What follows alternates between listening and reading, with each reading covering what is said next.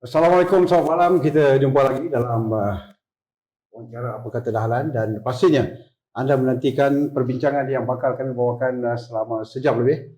InsyaAllah kita seperti yang dijanjikan, kita bersama dengan yang berbahagia Datuk Zarin Mak Yassin, pengalih politik yang tak asing lagi, dan sparring partner malam ini Datuk Lokman Nur Adam yang dinanti-nantikan. Mungkin ini satu perkara yang ditunggu oleh banyak pihak dan yang pasti kita akan bawakan secara telus tanpa bias.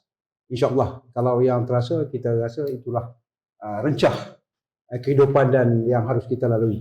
Baik, cabaran dan konflik politik bakal kita bincang pada malam ini, tetapi kita akan sentuh banyak perkara seperti mana yang anda sering lihat Datuk Zarin dan juga Datuk Lokman berbicara di Facebook masing-masing. Tapi malam ini kita bersama mereka untuk memperincikan apa yang dipersembahkan sebelum ini. Terima kasih Datuk Lokman kerana sudi bersama. Sama-sama. Assalamualaikum warahmatullahi wabarakatuh dan salam satu Malaysia. Saya tengok Facebook pun tak berapa nak boleh tengok elok sekarang. Apa masalah? Bila terdesak dah lah kita tak ada media elektronik. Kita ada Facebook saja. Pun tak boleh juga. Habis. Mula di Godam. Lepas tu kita ada backup admin. Kemudian dia lepaskan admin yang pertama. Kemudian dia take over the whole page. Habis langsung tak boleh. Dah jadi page lucah. Ya, bukan jadi lah. follow yang baru Lokman Adam je. Lokman Adam. Page terbaru Lokman Adam. Dan Datuk Zarin, apa cerita? Oh, baik, macam biasa. Macam mana bila berdepan dengan Datuk Lokman? Dua kontroversi. Dia tidak ada masalah tidur bantal lain-lain. Kami memang satu mimpi untuk UMNO. Untuk UMNO. Ya. Ada yang banyak berbeza antara Datuk dengan Datuk Lokman? Tidak ada berbeza. Ya. Yang sama apa yang sama? Yang sama. Kami masih dalam UMNO dan dia mengikut jejak saya. Walaupun dah kena pecat, masih sayang UMNO. Saya pun dulu begitu juga. Kena pecat. Tapi Datuk lebih kritikal dengan UMNO. Oh, iyalah. Sebab saya menyeluruh. Kritikal tidak bermakna tidak menyokong. Yang penting kita sayang parti lebih daripada segala-galanya. Okey, Tok, saya nak mulakan satu terus dengan apa yang berlaku di Perak hari ini. Ya. Boleh tak kita anggap itu sebagai satu kejatuhan kerajaan negeri? Pertama sekali saya nak terangkan yang jatuh cuma Menteri Besar. Okey. Kerana sebelum ni arwah Kusairi, arwah YB Slim telah membuat teguran, banyak teguran dengan Peja ni. Pertama tentang teguran jangan jual tanah 15,000 hektar milik kerajaan negeri. Dulu mungkin okey lagi sebab harga jatuh harga jatuh. Tetapi daripada harga 1,800 satu tan sekarang dah 3,400. Apa kejadahnya kita nak jual? Betul lah. Itu belum kira lagi masalah-masalah lain Peja ni. Peja ni bukan setakat kediaman Menteri Besar tu. Kadang-kadang ada macam-macam bentuk parti. Kan? Parti yang ada wanita, parti yang ada dadah, parti yang ada mabuk-mabuk. Kan? Ini Menteri Besar. Ini fitnah kan kenyataan tu. Saya kalau saya tak berani berhadapan dengan tindakan undang-undang, saya tak bercakap. Kita bukan tak sekolah punya orang. Betul. Okey. Jadi selama hari ini mungkin dia selamat. Mungkin dia selamat, dilindungi oleh orang itu, dilindungi oleh orang ini, kan? Tapi kadang-kadang bila dia dah cross border, sampaikan istana pun ditipunya. Masakan speaker boleh membenarkan undi percaya itu berlaku. Kalau tak sampai istana tersinggung. Betul tak? Jadi hari ini bagi saya ialah hanya satu pertukaran Menteri Besar.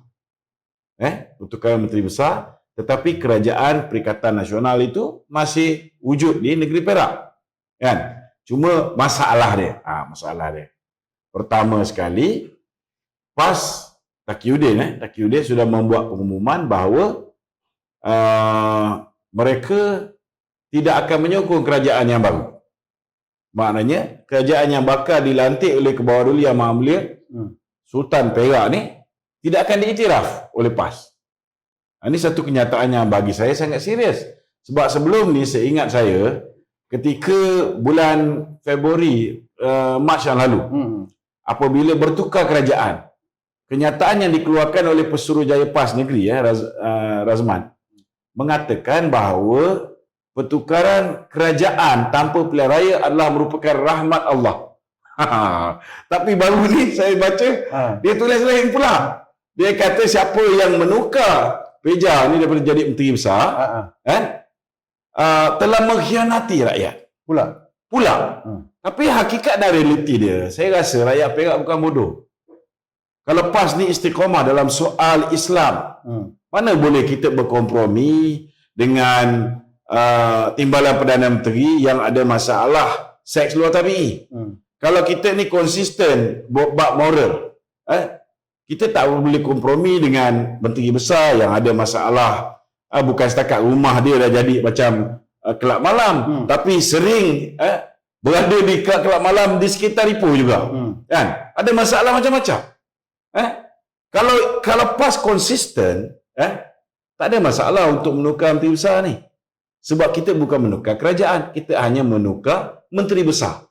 Jadi apa masalah perlu keluar kenyataan-kenyataan sebegini, sedangkan Datuk Seri Ahmad Maslan menyatakan bahawa kerajaan masih lagi kerajaan Perikatan Nasional. Tak ada pun sebut nak bawa masuk DAP.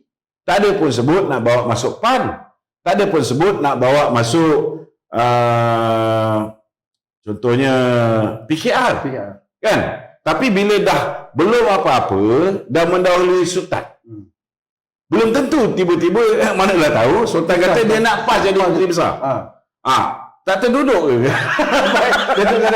Betul tak? Jadi sebelum benda ni berlaku, sabarlah dulu, tunggulah tuanku. Tak sabar ni. Tak sabar kan. Itu sebab bila dia dah buat kenyataan yang tak sabar, itu yang menyebabkan salah seorang daripada orang kanan kita, orang yang saya hormati, Datuk Seri Nazri Aziz.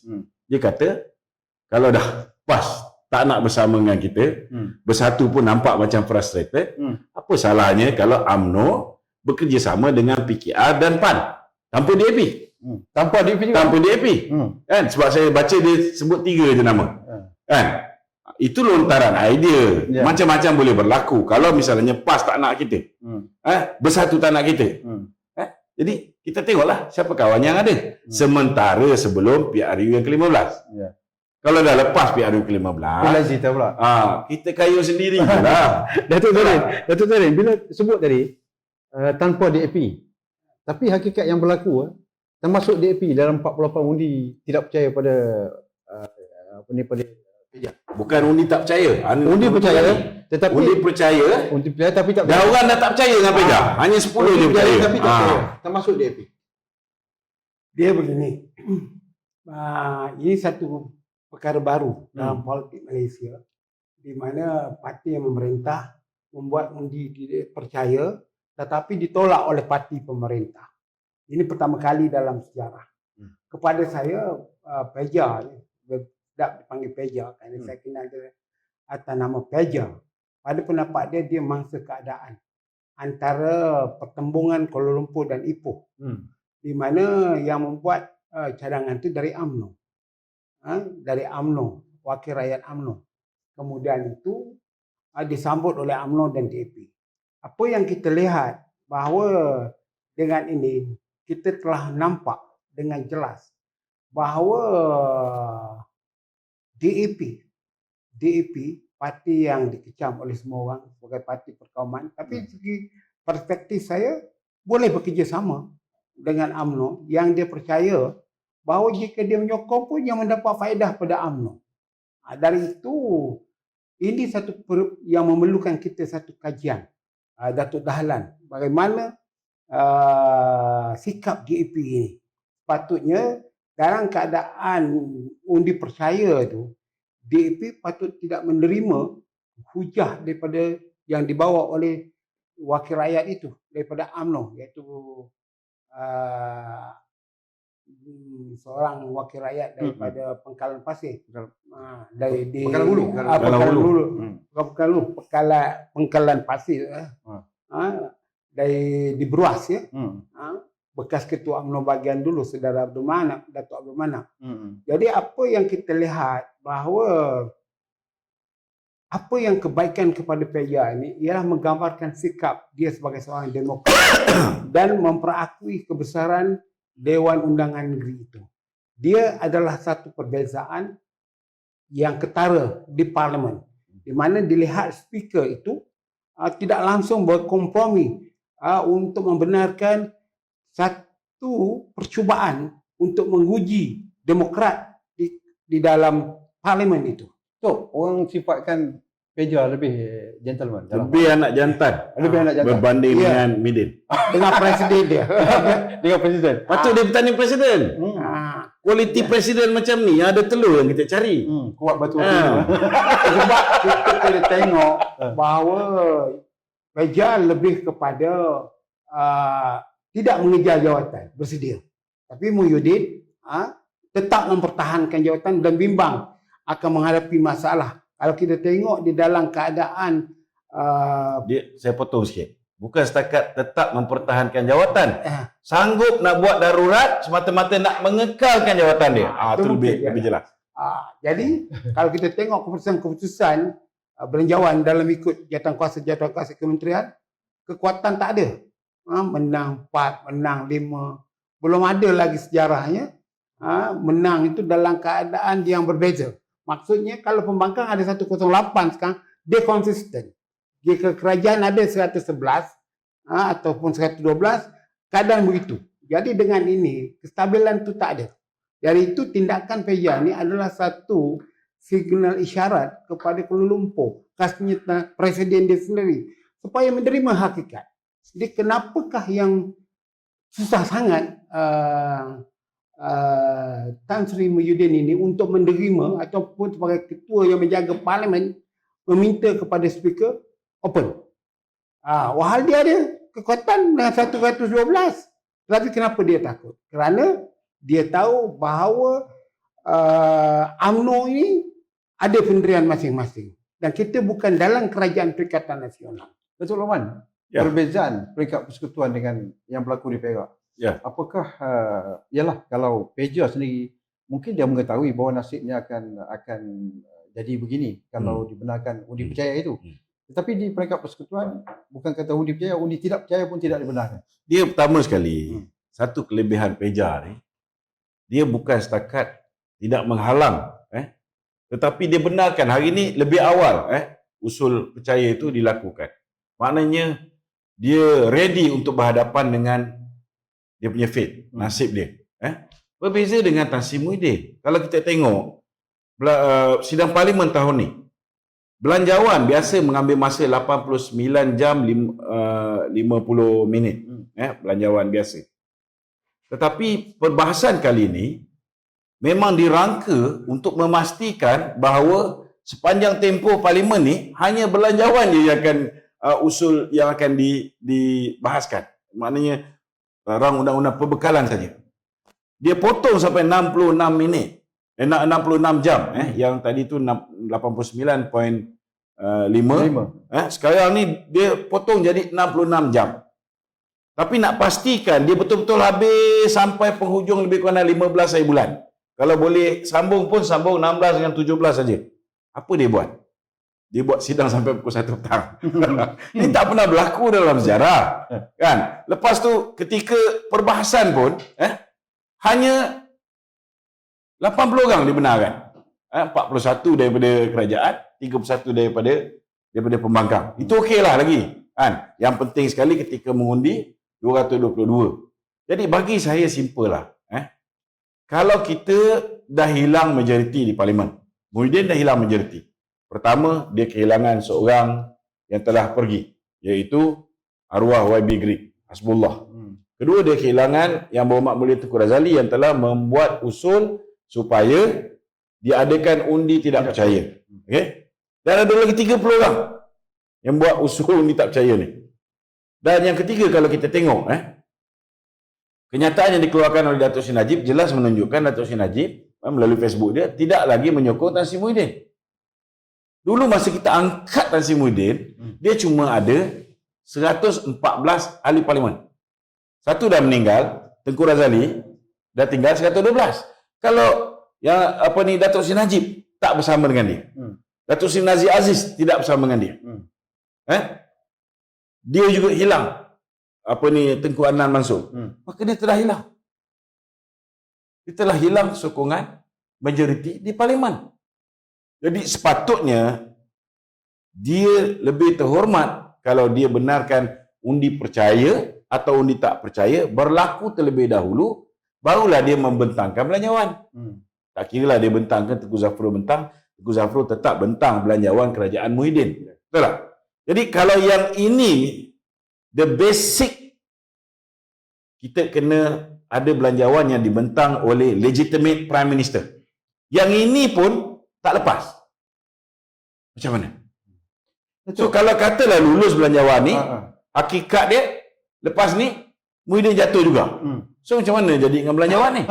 Betul tak? Sama ada dituduhkan atau tidak. Baik Datuk Jarin, kita tengok dari segi kejatuhan kerajaan Perak. Jatuh kerajaan Perak tu lah jatuh. Saya tahu dia pegang. Ayat dia betul. Yang jatuh MB je. MB jatuh. Okey. Ya. Tapi dari segi kedudukan sebelum ni di Kedah kita umumkan, dia tidak berlaku di dalam dewan, dia berlaku di luar dewan. Ya. Sejarah pernah tercipta di Terengganu kerajaan jatuh. Jadi apa fenomena yang sebenarnya berlaku dalam politik kita? Fenomena kita sekarang ialah konflik yang you kata tadi itu, dan bagaimana kita nak menghadapi institution politik managementnya. Kita sekarang ni di peringkat parti, khasnya Perikatan Nasional dan tentunya Muhyiddin Yassin gagal dalam manajemen krisisnya.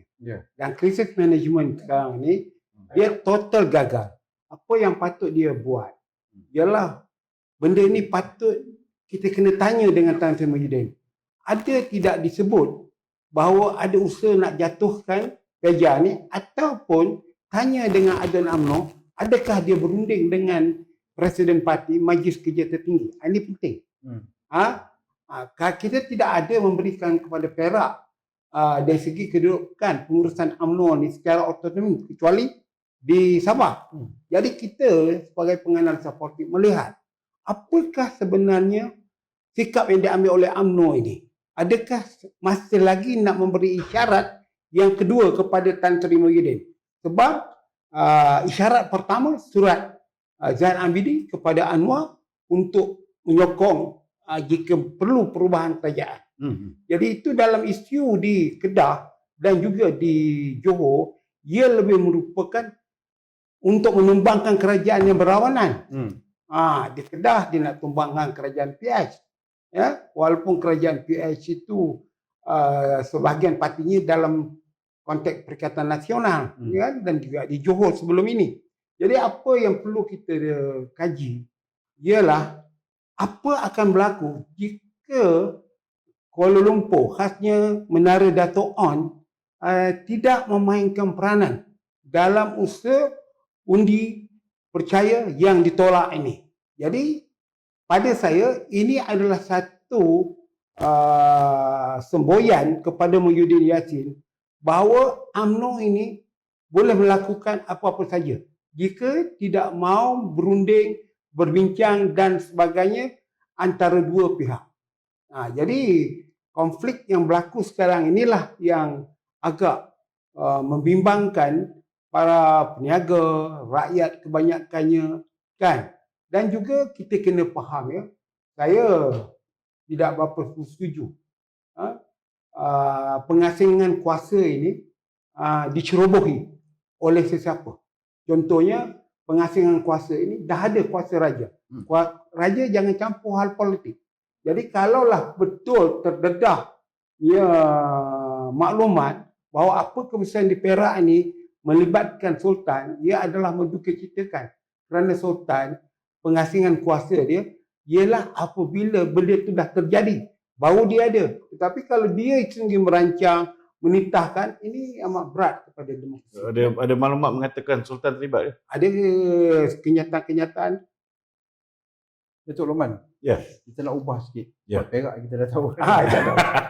Kita nak ubah. Kuala Lumpur bila? Kuala Lumpur bila? Kuala Lumpur bila? Ramai ada 8.2 juta pencarum KWSP sedang menunggu. Apa yang berlaku di Perak akan berlaku di di Putrajaya. Boleh berlaku ke apabila kita dah InsyaAllah. kata disebut Yang penting kepimpinan kita yang dilantik menjadi ahli parlimen, khususnya MP-MP Barisan Nasional ni, apabila dah lihat dengan jelas, sebelum 26 hari bulan, kita telah mendapat hint daripada Putrajaya, daripada Tan Sri Muhyiddin, daripada Zafrul sendiri mengatakan mereka akan mengikut apa yang dituntut oleh rakyat.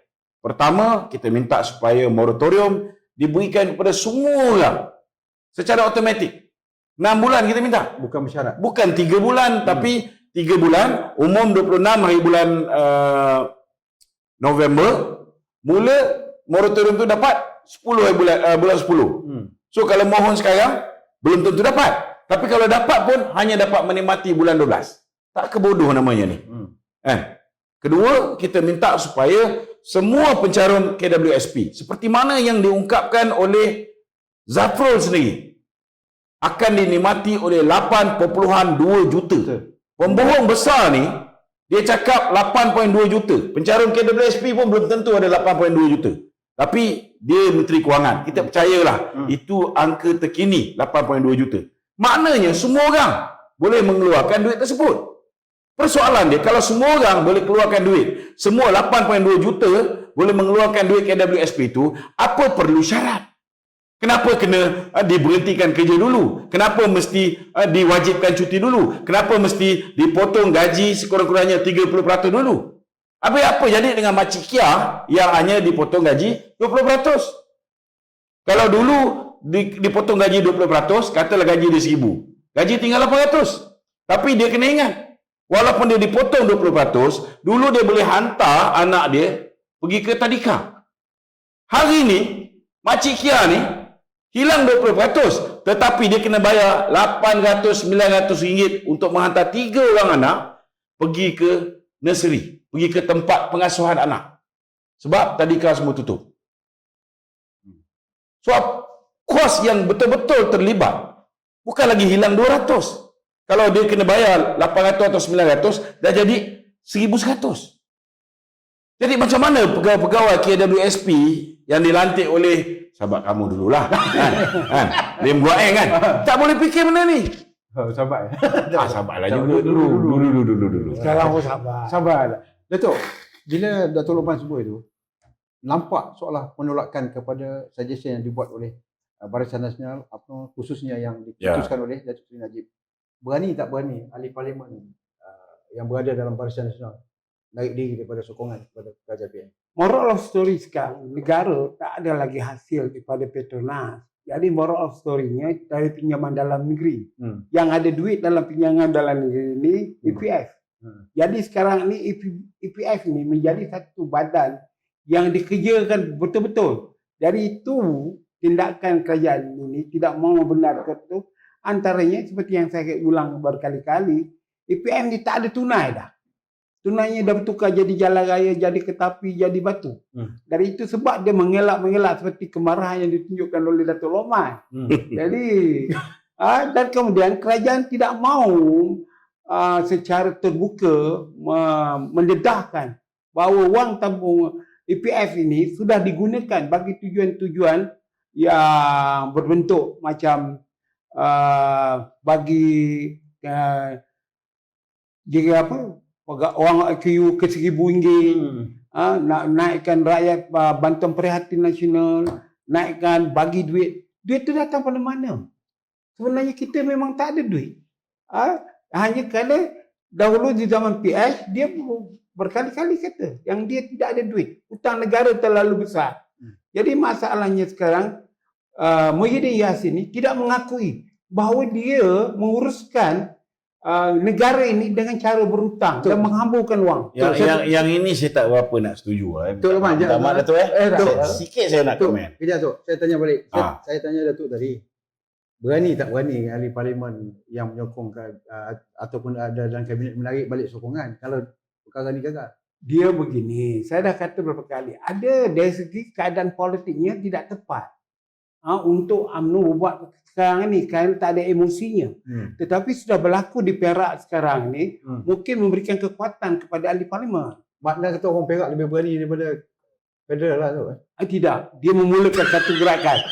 Bukan, ahli parlimen kita pun melihat ada sebab-sebab tertentu yang kita paksa mengalah sekarang kerana kita takut apa yang kita lakukan itu menjadi senjata kepada Muhyiddin dan sekutunya. Kita faham tapi rakyat tak faham tindakan yang Pertama saya nak beritahu. Ini kita kena faham Pertama, bila Dato' Sri Najib meninggalkan negara ni, kita tinggalkan negara ni dengan kita punya current account surplus lebih 35 bilion. Pertama. Nombor dua, kita tinggalkan negara ni dalam keadaan bursa saham Kuala Lumpur berada prestasinya sangat baik. Lebih kurang 1,850 mata. Kita tinggalkan juga kedudukan negara ini dalam keadaan kedudukan kewangan dia pun bagus. Mata wang kita nilai dia 3.85. Okey. Tapi hancur semua. KWSP juga kita tinggalkan dengan aset 900 bilion lebih, hampir 1 trilion. masa bila hancur tu? Hancur zaman Hancurlah. Siapa suruh kau ambil jawatan siapa? Ini masalah dia. Saya gelak. Saya tanya Zaman kau lah. Kita sama. Okey. Jadi hancur semua. Hancur. Jadi kena ingat kalau kita keluarkan, kita benarkan pencara-pencara mengeluarkan duit RM10,000 maksimum. Yang mana bukan semua orang boleh keluar RM10,000. Ada yang simpanan RM5,000. Kan? Ada yang simpanan sikit. Yang kerja macam saya baru simpan sikit dah kena pecah dengan RM5 kan. Lagi sikit saya punya simpanan. So maknanya kalau katalah semua orang dibenar keluar, mungkin kata dalam 70 juta. 70 bilion dia punya nilai dia. So kalau kita benarkan untuk semua orang keluar sekarang ni, tolak dengan yang contohnya macam suri rumah. Suri rumah dibenarkan pula. Sebab apa? Sebab suri rumah simpanannya sudah pasti kecil berbanding dengan orang yang masih bekerja berpanjangan. So, katakanlah 20 bilion dibelanjakan. Itu lebih kurang dalam 4.8% je. 4.8% daripada jumlah equity sepenuhnya. Tapi gambaran yang jelas yang kita dapat apabila tempoh nak mohon pun mula 21 bulan. Tempoh disburse duit ni bermula bulan 1. This is a very clear cut, very clear indication yang Muhyiddin sedang drag masa untuk collect duit ni dan start disburse pada kumpulan pertama bulan 1. Itu kumpulan pertama. Kumpulan yang kedua, ketiga, keempat, kelima kita tak tahu bulan berapa yang akan dapat. Orang dah nak mampus ni tau. Minta maaf cakap ni, saya kena guna bahasa-bahasa yang kalau dah pekak dengan tuli tak boleh faham ni, kita kena beritahu rakyat dah nak mampus setengah-setengah daripadanya. Minta tolong RM30 pun jadilah. Ini hari-hari kita terima. Orang miskin macam saya pun boleh terima macam ini, apatah lagi yang kaya macam Datuk Zahrin ni pakai kod baikkan ni. Betul tak? Jadi realiti ni, ini yang berlaku di bawah. OKU tadi. Kita tengok OKU. Rakan-rakan OKU ada yang marah sebab mereka pergi ke WSP disebabkan mereka ni masih boleh bekerja. Sebab OKU ni ada yang OKU masalah fizikal dia, disable. Kaki potong ke atau tapi yang macam mana dia punya mental disorder ke apa. Tak boleh dapat keluar dari WSP. Sedangkan orang ini tak boleh bekerja, dah 5 tahun tak bekerja. Kadang-kadang dia dengar suara-suara kena dikelar tangan. Benda ni semua sepatutnya Muhyiddin kena tahu apa yang berlaku di bawah. Dia kena ikut apa yang Datuk Sri Najib buat. Turun ke akar umbi. Kalau nak jumpa pemandu teksi, jumpa yang betul-betul bawa pemandu teksi. Kalau nak jumpa pemandu Grab, jumpa betul-betul pemandu Grab yang di bawah, yang buat kerja. Bukan yang duduk di pejabat yang planted by Grab punya administration. Ini masalah yang menyebabkan bila mereka membuat polisi, mereka tidak merasa denyut nadi rakyat di bawah. Itu Zahrin, nak tambah? Yang mana? Yang Datuk Zahrin, yang Datuk Romah sebut tadi. Tak tambah? Semua keadaan baik. Tak, sangkal pun tak nak? Apa dia? Nak sangkal pun tak ada? Tak ada. Okey. Dia lebih arif. Saya dia kerja Kementerian Kewangan. Kita kan kerja. Dia nak pergi jauh sikit. Relevan lagi kan Datuk Sri Najib dan politik tanah air? Saya dah jelaskan waktu perbahasan hari itu bahawa pada saya kalau nak melawan Datuk Seri Anwar ni orang yang setimpannya ialah Najib Razak. Saya dah jelaskan. Bukankah Datuk pilih Datuk Sri Anwar Ibrahim sebagai Perdana Menteri? Datuk Anwar Ibrahim dalam keadaan sekarang. Kalau kita dalam keadaan sekarang ni yang berlaku sekarang, jika untuk nak menumbangkan Muhyiddin Yassin, dari segi sokongan yang kuatnya daripada 91 itu datang daripada Pakatan Harapan di bawah Anwar Ibrahim. Itu sebab UMNO keluarkan surat untuk menyokong Anwar Ibrahim untuk tempoh sehingga pilihan raya. Itu sebab saya kata beberapa kali kita berpegang pada prinsip DAP itu dulu. Bahawa DAP dia berkata dia boleh mewujudkan balik kerajaan Pakatan Harapan dengan dia tidak melibatkan diri dalam kerajaan. Maknanya dia hendakkan kerajaan Pakatan Harapan itu dengan PKR bersatu. Join. Tapi itu saya nak dia celas. bentuk. Saya nak celas. Soalan Saya tak cukup berapa pas- bersetuju. Saya tahu. Okey. Saya Saya nak beritahu, bila Datuk Zahir Ha. keluar surat, tak kira lah betul ke tak betul ke kan. Bagi saya ni satu strategi. Kena ingat UMNO ada 43 bersama dengan rakan-rakan BN. 43 ni kalau dia nak buat undi tak percaya, masuk akal tak? Siapa nak dengar? Betul. Betul tak? Kalau semua 43 tolak Muhyiddin sebagai Perdana Menteri, masih kita tak boleh tukar kerajaan. Betul tak? Jadi strategi dia ialah parking sokongan 43 ni kepada Anwar yang dikatakan ada 91. Betul tak?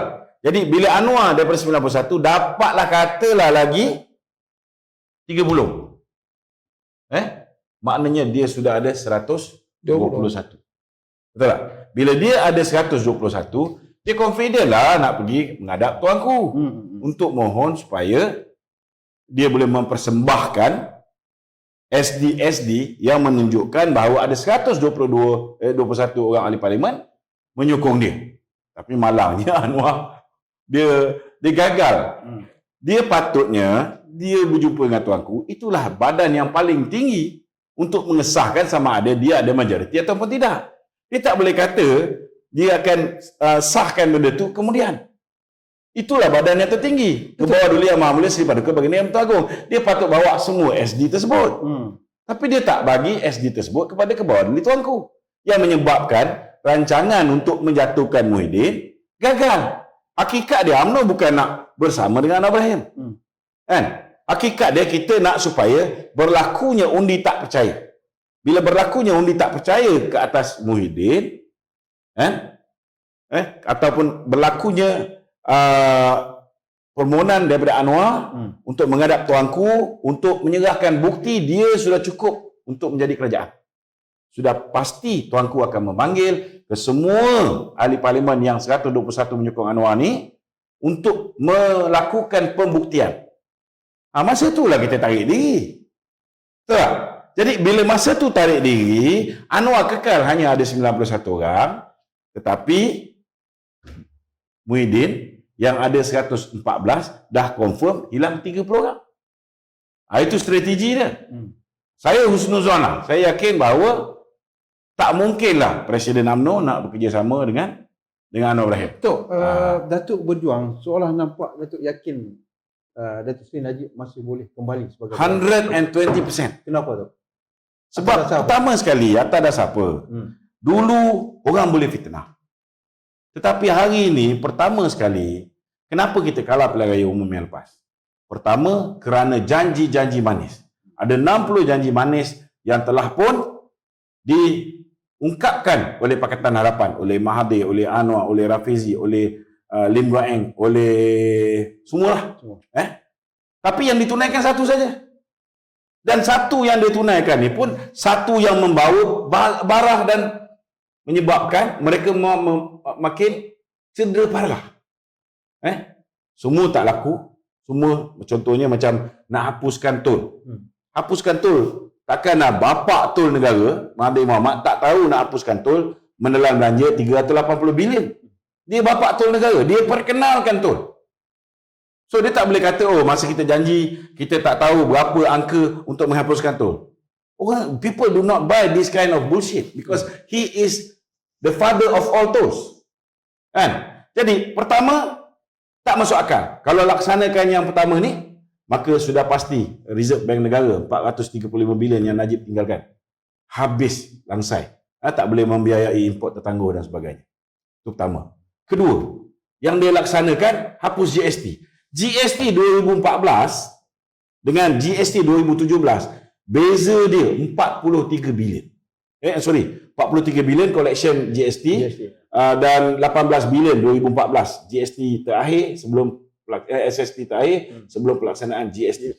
Maknanya beza dia 2016 dengan 2017 kenaikan sebanyak 3.9 bilion. Maknanya beza dia lebih kurang 30 bilion setiap tahun. So bila pertama janji tak ditunaikan, rakyat marah. Kedua, bila hilang 30 bilion, walaupun dalam belanjawan 2019 Lim Guan Eng naikkan jumlah yang dia pohon, tetapi dia tetap terpaksa menarik satu persatu kedai rakyat satu Malaysia, klinik rakyat satu Malaysia. Dia tarik bantuan untuk nelayan, bantuan untuk pesawat padi, bantuan untuk penoreh getah. Dia tarik satu persatu apa yang Najib bagi. Ini menyebabkan kita berada dalam satu keadaan yang Najib tak payah turun berceramah, dia cuma turun selfie je. Sebab orang dah boleh menilai. Orang dah boleh menilai bahawa kita bagi kuasa pada seorang pernah jadi Perdana Menteri 22 tahun, ada pengalaman yang cukup baik. Tapi bila kita bagi dia satu pasukan yang tak tahu apa-apa macam mana nak mentadbir negara. Contohnya lah Lim Guan Eng. Buat sekolah dulu lah. Janganlah. Lim Guan Eng. Contoh Lim Guan Eng. Lim Guan Eng, dia sebagai Menteri Kewangan pun dia tak tahu, dia tak boleh menipu dalam menyebut angka-angka dan fakta-fakta kewangan. Dulu aku kerja kat Kementerian Kewangan ni, nak beritahu ni. Masa tu siapa bos? Masa tu Dato' Najib lah. Kita nak buat poster pun tak boleh silap angka. Sebab bila kita silap kenyataan di dalam poster-poster yang kita buat ni, maka ianya akan menjejaskan bursa saham Kuala Lumpur. Cuba bayangkan bila tiba-tiba Lim Guan Eng mengeluarkan kenyataan bahawa hutang Malaysia bukan 686.8 bilion tetapi sebaliknya 1.12 trilion. Tak terkejut beruk. Tak terkejut beruk orang yang melabur kat Malaysia. Itu sebab rata-rata foreign direct investment kita yang masuk untuk melabur di bursa saham Kuala Lumpur keluar. 7 bulan ke tak silap saya, dah 230 bilion Datuk Sarif, yang keluar. Datuk Lokman dah sebut 120% Datuk Seri Najib masih boleh kembali. Tapi satu perkara yang jelas bahawa dia pegang title orang telah didapati bersalah. Apakah ini boleh memberi kesan pada perjalanan politik dia? Saya dah kata, pertama sekali, UMNO itu kena membuat gerakan untuk pengampunan dia. Kerana kita dah belajar. Lokman pun dah ada pengalaman waktu Anwar kena pecat dulu. Dulu dia orang Anwar? Dia orang PKR. Tapi dia balik Saya ke dulu menentang Mahathir dan saya dipecat oleh Mahathir. Hanya menyebut satu perkataan, pembohong. Ketika dia mengucap di Dewan Merdeka. Okey, tunggu. Jadi kalau tu UMNO mesti menunjukkan dulu kekuatan Najib ini dengan gerakan pengampunan itu. Kerana kita nampak sehingga sekarang kita lihat Najib tu tidak digerakkan oleh ahli UMNO yang sayang daripada dia. Bosku tu sampai ke mana? Soalnya sekarang ni perlembagaan dan undang-undang tu kena dipatuhi. Kan? Kalau undang-undang melarang dia, kan ini akan menyukarkan dia. Itu sebab saya kata sekarang ni kalau saya tak ada banyak sangat dia punya rumusan kita kalah. Soal itu, soal ini saya tak campur. Saya very simple. Kita kalah kerana calon Perdana Menteri. Dan UMNO selama ini menang sampai ke 7 kali Perdana Menteri kerana tidak ada calon Perdana Menteri yang sesuai untuk melawan calon UMNO ini. Tahun 99, Mahathir menang selepas reformasi terlalu kuat. Pilihan raya itu menang two-third majority. Sebab yang melawan Mahathir itu tak ada. Jadi soalnya sekarang ialah calon Perdana Menteri itu adalah penting bagi menentukan UMNO ini boleh menang atau tidak. Kenapa tidak Datuk Seri Zahid Hamidi dibawa? Dia punya masalah sekarang, Dr. Seri Ahmad Hamidi pula, dia punya masalah terbesar sekarang yang dihadapi oleh dia, jitu dia itu tidak ada. Maknanya dia dipertikaikan. Semua orang tahu ada klik di dalam UMNO, ada pihak yang nak suruh dia berhenti, ada pihak yang itu dan ini. Jadi tak ada sepenuhnya. Tidak ada pemimpin politik di Malaysia ini yang kita kena terima realitinya mendapat sokongan walaupun moralnya teruk seperti Anwar Ibrahim. Inilah satu kelebihan Anwar yang kita kena cari formulanya di mana. Kenapa Datuk Mas Senyum? Itu kena tanya dia.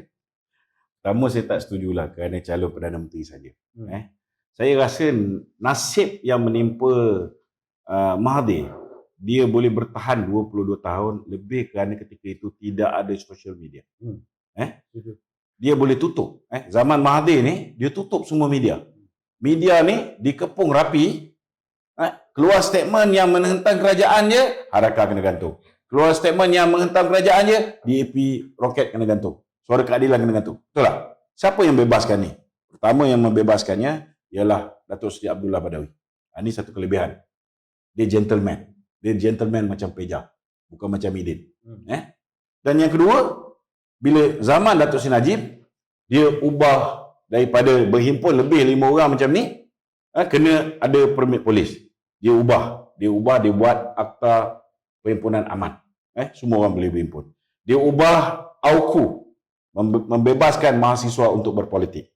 Dia hapuskan ISA. Kalau dulu, siapa berani lawan Mahathir? Itu sebab awal-awal bila berlakunya pertukaran kerajaan, kita tengok orang UMNO pun tak boleh nak lawan Mahathir. Tak berani sebab mereka fobia. Dia masih ingat dengan Maha Zalim satu ketika dahulu. Dia tak tahu yang Maha Zalim tu dah mati. Yang tinggal ni saka dia saja. Yang tak ada lagi ISA. Okay. Itu sebabnya dia boleh bertahan lama. Tetapi bila ada media sosial, hancur. It took them 61 years to defeat BN. But only 6 months when they are in power, they are already tarnished. Their image is already gone. Orang benci Mahathir sebenci-benci dia. Betul tak? 6 bulan. Sebab ada media sosial. Sebab adanya media sosial tu, orang macam Datuk Zahrin, semua orang kenal. Dulu perjuangan dia, tak ada orang tahu. Orang bantai dia, macam-macam orang bantai dia. Tapi saya boleh berkawan dengan dia. Sebab apa? Sebab saya respect dia. Mulut dia longkang macam mana pun, dia tetap setia dengan UMNO. Betul-betul? Ada dia tinggalkan masuk parti lain? Tak ada. Tapi tak ada orang tahu. Tapi di dalam social media hari ini, orang dah boleh tahu. Orang dah mengikuti dia. Ini satu, kenapa Mahathir berjaya untuk kekal berkuasa 22 tahun.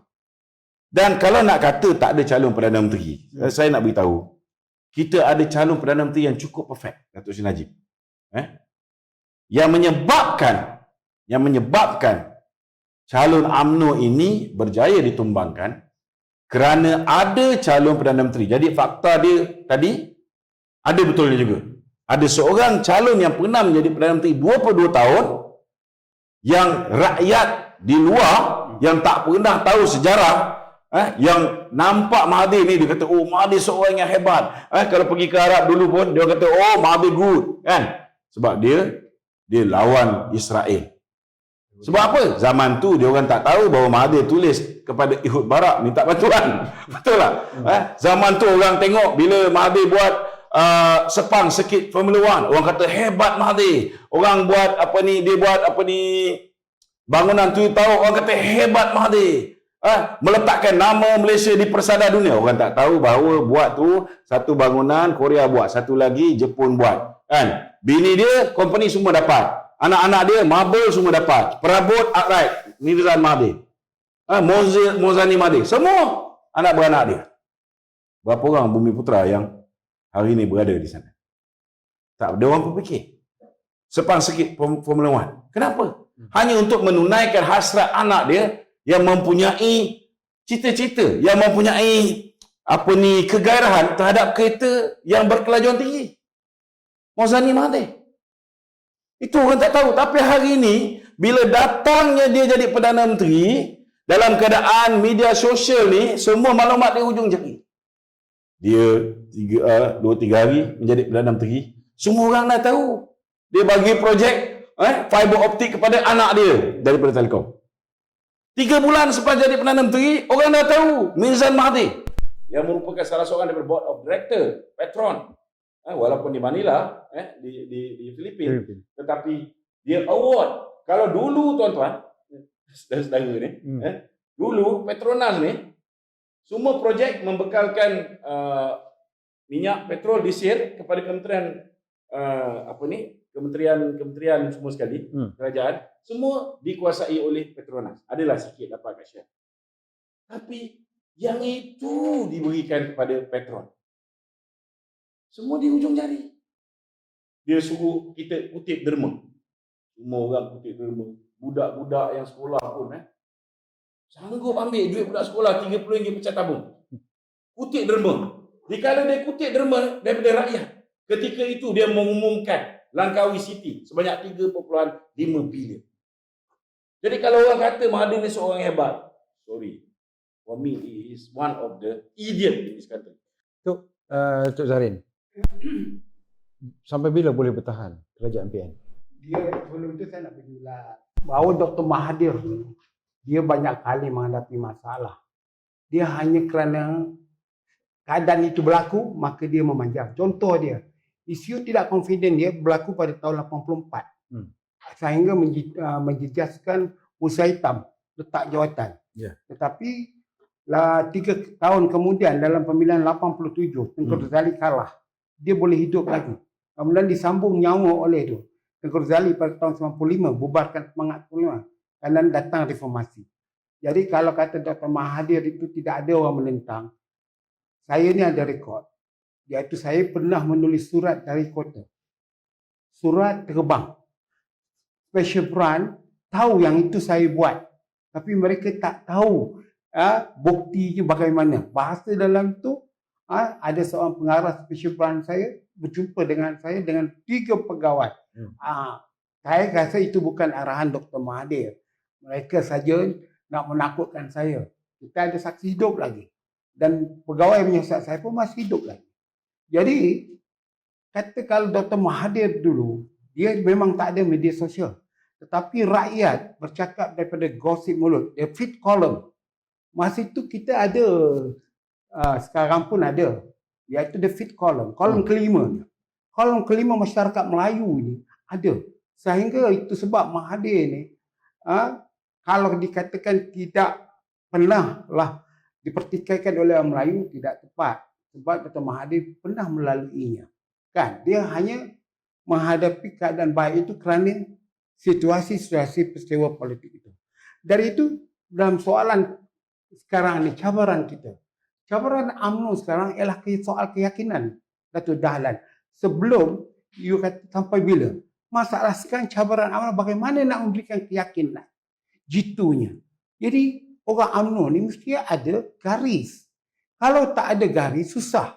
Apabila tak ada garis, kita mengapulah kepada isu-isu yang bentuk resis. Wah, itu bukan garis. UMNO ni garis dia nasionalis Melayu. Dari segi konteks perjuangannya, free enterprise. Maknanya dia golongan orang yang meniaga. Yang kau nak buat untung, untung. Tetapi kalau benda yang salah, kamu lakukan, kamu hadapi tindakan. Jadi kalau ada garis Melayu itu, macam saya keluarkanlah sekarang ni, berapa banyak tanah dalam Kuala Lumpur, umpamanya tapak badminton itu, tiba-tiba jatuh ke Mat Seng. Pemaju dia. Kerana apa orang Melayu dapat? Jadi kita kena bangkitkan isu ni untuk menyedarkan pemimpin masa depan. Sebab kita sebenarnya, ahli-ahli UMNO ni, yang sekian lama 3 juta ni, yang disusun melalui bahagian-bahagian ini, semuanya makan tapak tangan. Sebab kalau you tengok komen ni, sokong orang ni, cuba tanya, apa yang disokong dari segi perjuangan? Jadi orang Melayu ni tak tahu. Jadi konflik yang berlaku sekarang ni, ialah bukan saja ahli UMNO, ahli parlimen tu sendiri tidak tahu garis perjuangan dia. Dia takut nak masuk jail, nak masuk macam hal itu sebelum bajet. Saya kata, siapa yang pergi menyokong bajet itu, samalah ambil kunci Sungai Buloh. Jadi kita pun pelik sangat keadaan mentaliti ahli parlimen UMNO ni dari segi soal sikap dia. Kenapa dia tidak bertindak? Hanya itu sebab saya kata bahawa sekarang ni yang seperti dikatakan oleh saya tulis, itu perbualan Anwar Ibrahim dengan saya. Kalau dia tipu-tipu lah. Dia kata dia bercakap dengan bos you. Azmin Ali bercakap dengan bos you. Anthony Law. Bekas bos you. Dia kata I want to finish the UMNO. Oh, itu dia cakap? Dia kata itu. Tetapi apabila saya keluar dalam Facebook, tak ada pemimpin UMNO yang tanya betul ke Zarin. Maknanya pemimpin UMNO ni balik ke asal lah. perut. Tak ada kemungkinan besar pemimpin UMNO itu percaya. Jadi Ah. tak perlu ditanya. Percaya ke? Jadi soalnya sekarang konflik yang berlaku sekarang ini ialah ketakutan itu. Kalau tidak ada garis perjuangan ini. Jadi UMNO perlu sekarang ini menggunakan isu Dewan Undangan Negeri di Perak itu sebagai titik tolak dia untuk memberitahu kata dua pada Mahyudin Yassin.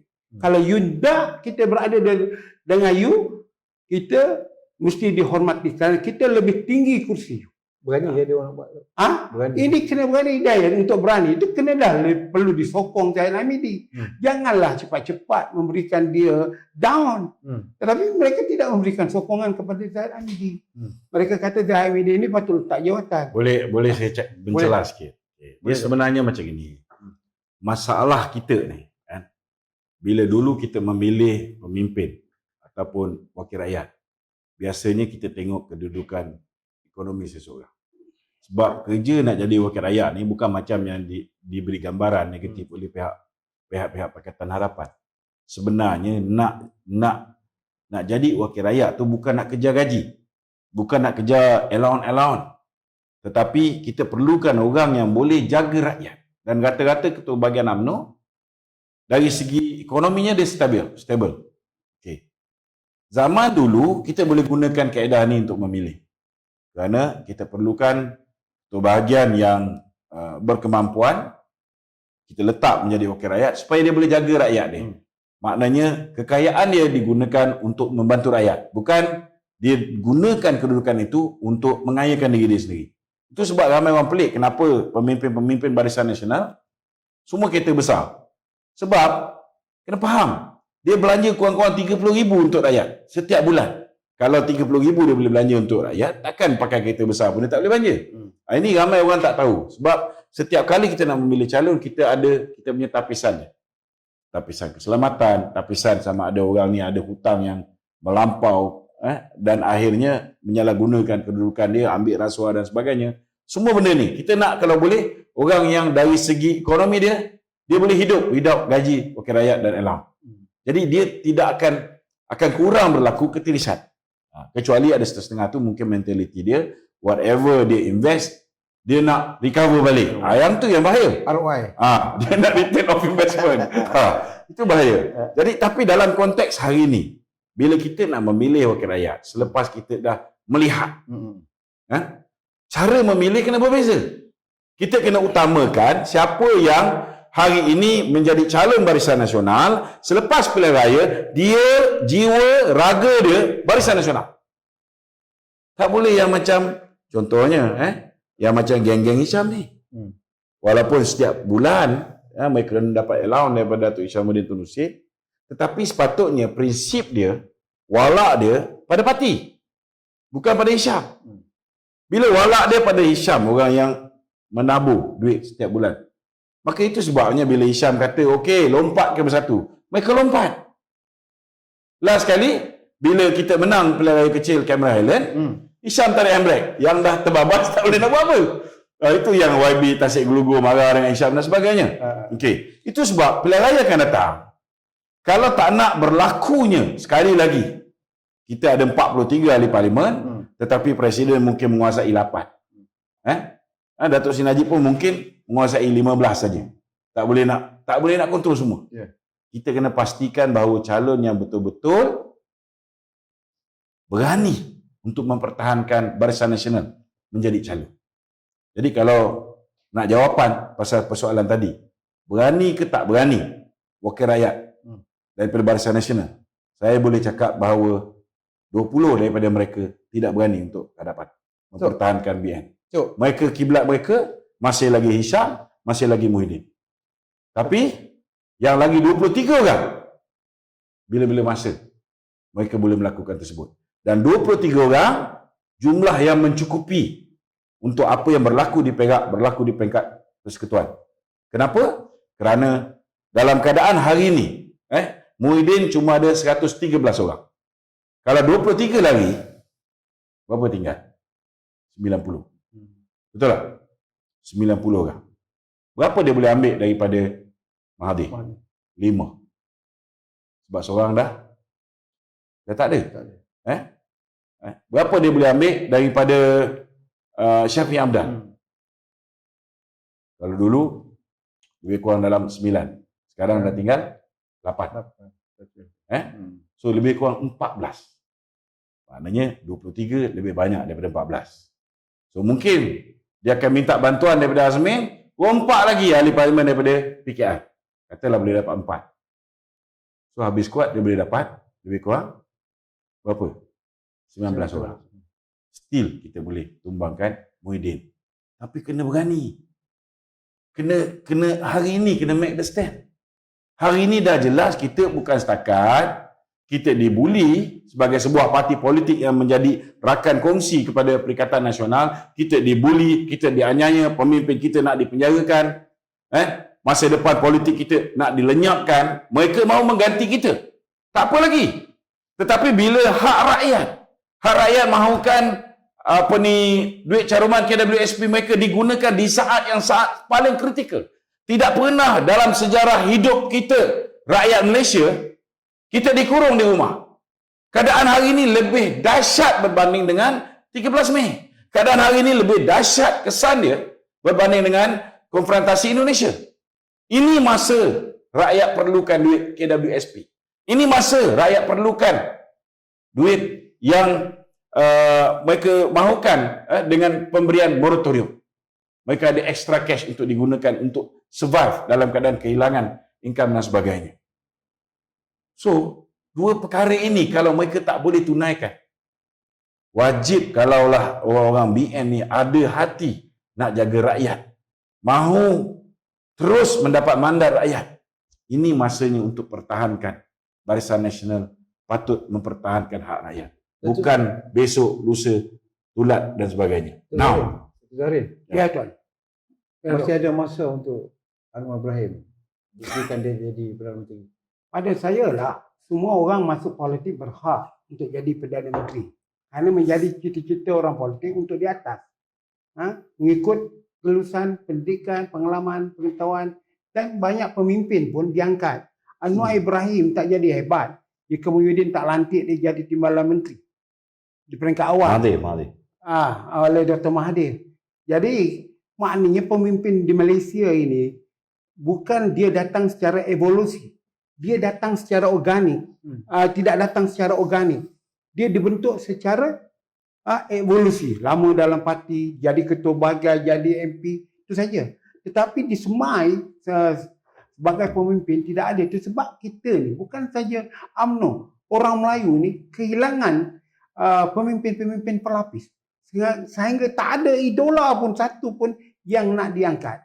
Dari itu cabaran kita di masa depan ialah keyakinan orang Melayu terhadap parti-parti politik Melayu, dan di mana kaum-kaum yang bukan Melayu pula beralih kepada parti-parti multiracial seperti PKR, DAP dan sebagainya yang wujud. Jadi apa yang kita tengok sekarang dalam cabaran masa depan negara kita ini ialah kita akan terus berundur dalam keadaan politik yang tak ada hala tuju ini untuk mewujudkan kerajaan. Contoh dia, kita mengundi pilihan raya untuk nak memilih satu kerajaan. Itu amalan demokrasi kita sejak 60 tahun yang lalu. Tetapi sekarang memilih kerajaan tidak berlaku lagi dalam pilihan raya. Berlaku di dalam parlimen, berlaku di Dewan Undangan Negeri. Itu sebab saya berhujah bahawa perlembagaan itu kita kata keluruhan perlembagaan. Tetapi kenapa perlembagaan itu tidak dihormati? Contoh, apabila Dr. Mahathir letak jawatan, patutnya diserah balik kepada parlimen untuk memilih seorang Perdana Menteri.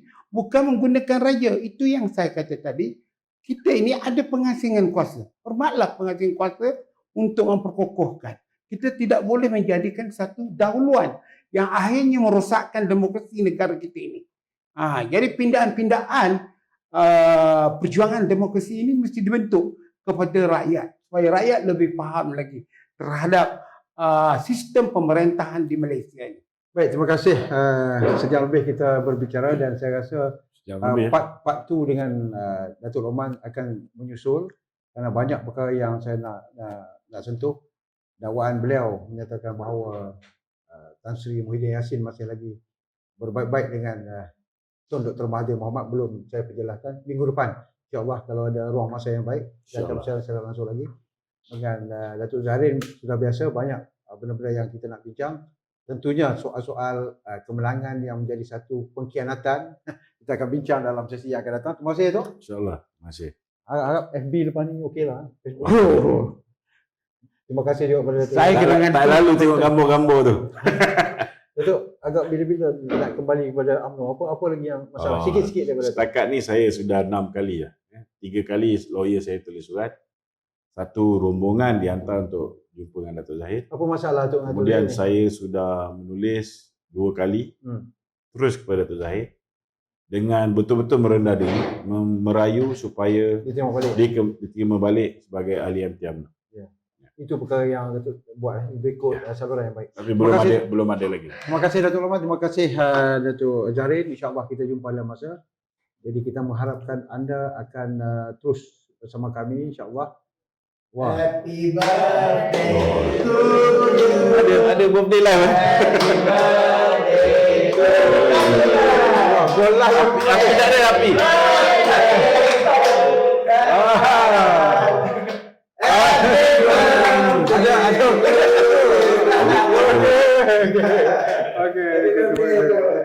Okay, thank you very much. Terima kasih kepada yang Ada kerja to you. Sebenarnya aku terasa tu. Terima kasih. InsyaAllah kita jumpa lagi. Assalamualaikum warahmatullahi wabarakatuh. Waalaikumsalam.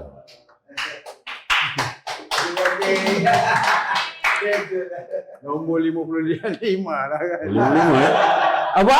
Sudah tu.